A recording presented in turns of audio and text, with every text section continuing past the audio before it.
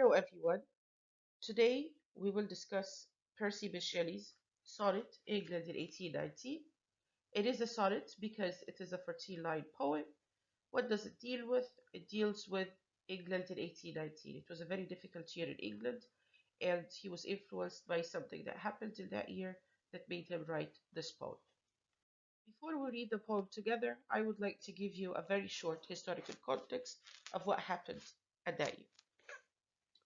On 16th of August 1819, in St. Peter's Field, Manchester, the army was deployed to scatter the peaceful protest taking place. Now, this protest was over issues of electoral reform, because in 1819, very few men had the right to vote in England, and no women could.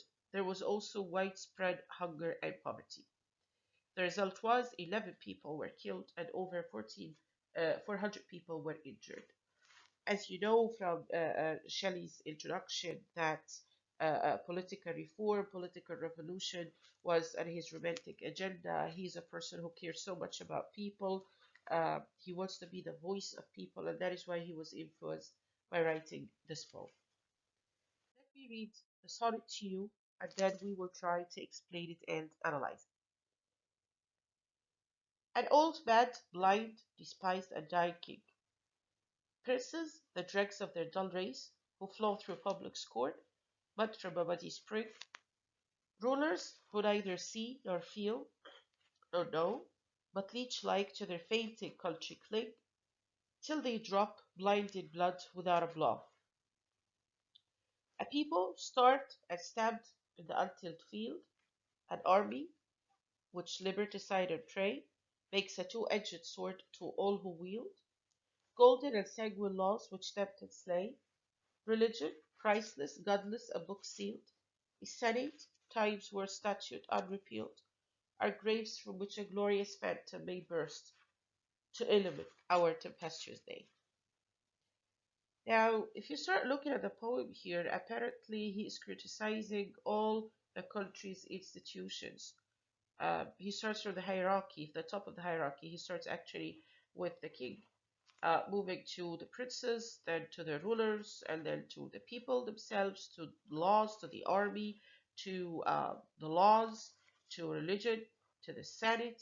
You know, all of the institutions of the country were actually criticized in this poem. Um, let's look at the first line here. Now, he is referring here to the very top of the hierarchy. He is dealing with the king himself, and the king he's referring to is King George III. And in the first line, he actually describes him as being old, mad, blind, despised, and dying king. And the consonants on the sound "duh" all the time is very heavy, you know, reflecting the fact that the king himself is highly problematic here. When he refers to him as being mad, he was actually declared mad, and the fact that he was dying is also realistic because he died in 1820. And apparently, he's saying that the king doesn't really know what's happening around him, right? And he's despised, he's hated by the people. He then moves to the princes, again, moving down in the hierarchy to the rulers who don't really know what's happening around them, and all what they do is faint to their own country, right? The country itself is described as fainting, right? It's falling down, and they are not really doing anything about it except that they are actually clinging to it. He's saying that the people are starving, the people are oppressed by all the institutions of the country, the army, which is supposed to fight the enemy, they actually fight the people themselves. The laws are corrupt, they kill people. Religion for him has no meaning, it is simply Christless, it is godless, just a book that is sealed. He talks about the Senate that doesn't really pass laws in favor of the people, however, it actually remains intact here. And in the final rhyming couplet, he's basically saying that all of these institutions are dead, and through the ashes of these institutions, people are going to rise. England is going to rise once again.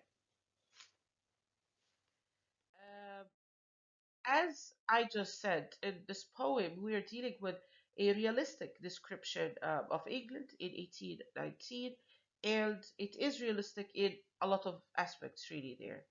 King George III himself, as I said, had been declared insane in 1810, and he actually died in 1820, more or less, some months after he actually wrote his poem.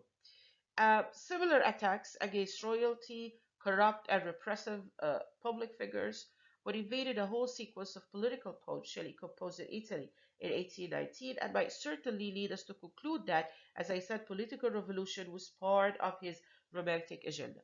He is plainly an advocate of change, an advocate of liberty, writing through Percy, who, as it were, see things from below and sympathize with the working people, which makes his poetry a bit different from the poetry of William Wordsworth, for instance. So, as I said, this poem here voices Shelley's outrage, his own anger at his country's corruption, but it also insists that this decay could offer hope for a phoenix like, rebirth for his own country.